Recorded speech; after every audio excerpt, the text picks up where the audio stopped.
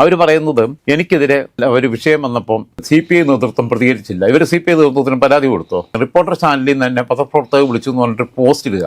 അന്നേ ഞാൻ പറഞ്ഞു അത് ഡ്രാമയാണ്, അങ്ങനെ ഒരു വിളിച്ചിട്ടില്ല. അവർ കോൾ ഹിസ്റ്ററി എടുത്ത് കാണിക്കട്ടെ, കോൾ ഹിസ്റ്ററി പുൾ ഔട്ട് ചെയ്യാലോ. പിന്നെ അവരുടെ കണക്ഷൻ എവിടെയാണെന്ന് വെച്ചാൽ അവിടെ നിന്ന് ഡീറ്റെയിൽസ് എടുക്കട്ടെ, എന്നിട്ട് വിളിച്ച ആളുടെ പേര് പറയട്ടെ.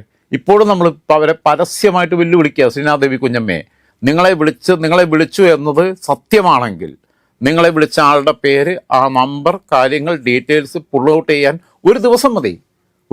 നിങ്ങൾ റിക്വസ്റ്റ് കൊടുത്താൽ നിങ്ങൾക്ക് ഡീറ്റെയിൽസ് എടുക്കാം. വേണ്ട, നിങ്ങളെ ഫോണിൽ തന്നെ കാണുമല്ലോ, നിങ്ങൾ എടുത്ത് കാണിക്ക്. കള്ളമാണ് പറഞ്ഞിരിക്കുന്നത് രാജൻ ഭായി, കള്ളം പറയുക, എന്നിട്ട് പിന്നെ ന്യായീകരിക്കുക. എന്നിട്ട് ബാക്കിയുള്ളവരെ കൊണ്ടുപോയിട്ട് കേസ് കുടുക്കി കഴിഞ്ഞാൽ ഇവിടുത്തെ കോടതിയിലിരിക്കുന്ന ജഡ്ജിമാരൊക്കെ നിങ്ങളെപ്പോലുള്ള ആൾക്കാർ പറയുന്നത് കേട്ടിട്ട് വിശ്വസിക്കുന്നവരാണെന്ന് കരുതിയോ?